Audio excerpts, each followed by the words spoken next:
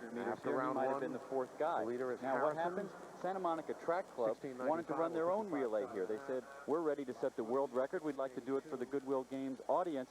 The officials said, no, we won't let you run. If you want to run, you must run as part of a national team, the U.S. team. Santa Monica Track Club said, under those circumstances, we'll save ourselves. We're all tired. We're going to go to New York on Sunday for the New York Games. We're going to set the world record there. You're looking at Darren Council, who run the second leg for the United States. The lane assignments will have Nigeria in lane 3, Cuba in 4, Soviet Union in 5, U.S. will be in lane 6, Jamaica in 7, and Canada in lane 8. Let's talk about who might threaten the United States in this particular event. Well, always a threat is the Soviet Union. When the United States was disqualified in 1988, it was the Soviets that took advantage. And one reason is because the Soviets are great relay handoff specialists. Now look at the personal best. Those are the personal bests of each of the runners for each of the two teams. The United States on paper here has a 0.35 second advantage. But during the history of relay baton handoffs, the U.S. has normally only been able to pass about 2 seconds or 2.2 seconds faster than the addition of their personal best, whereas the Soviets can pass up to 3 seconds faster than their personal best. What does that mean? It means that the U.S. team needs a cushion of about 0.5 of a second to beat the Soviets. They don't have that much here. Well, that'll be something interesting to watch. Remember, this is the 4x100 relay, and it takes under 38 seconds if you're going to set a record. The Nigerian team will be in lane 3, and Zinwa, will run the anchor leg. The Zinwas are brothers. The last 3 members of that team were part of the Commonwealth Games. Will be Nigeria, Union, the United States in lanes 5 and 6, Jamaica 7 and Canada 8. From the Husky Stadium.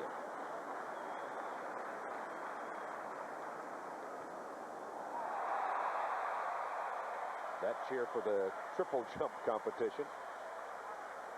And we have a false start in the 4x100. Like Mike Marsh, who, by the way, does run for the Santa Monica Track Club. Mike Marsh in lane 6.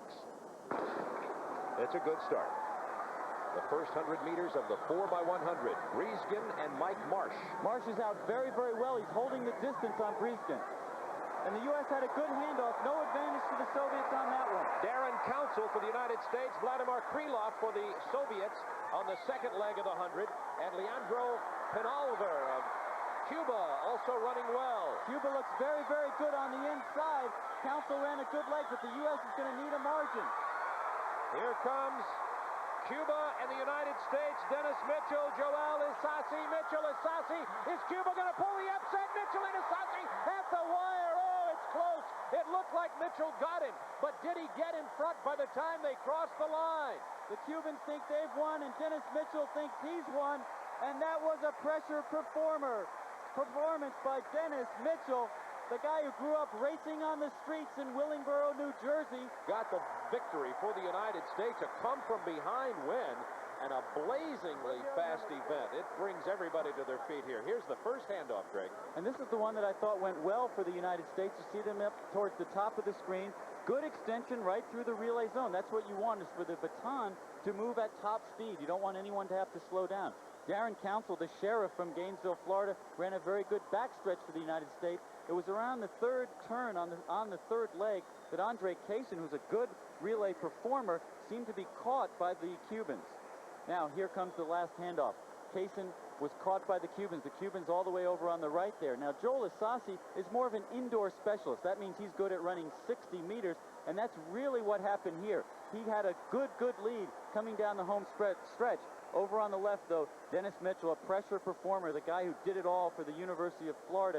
He's an aggressive runner, and I think he got the lean there that got him the victory. It was very close, and Pavel Galkin, number 133, the Soviet anchor. And yes, it was. You see the cheers. Well, the crowd is reacting to the replay board, the large screen television. The U.S. athletes clearly thinking that they've done it. Obviously, the photo timing equipment will make the final determination.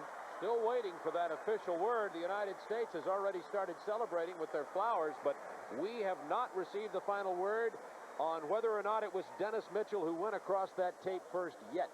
Hey, lots of credit to these guys. As we said before, they were clearly the underdogs based on the fact that they, and now it's official, unofficial still, as the crowd. Is it official? It is, in fact, Larry, the United States has won the 4x100 relay. Mike Marsh, Darren Council, Andre Kaysen, and Dennis Mitchell in a time of 38:45. And Craig, it couldn't have been any closer. A stirring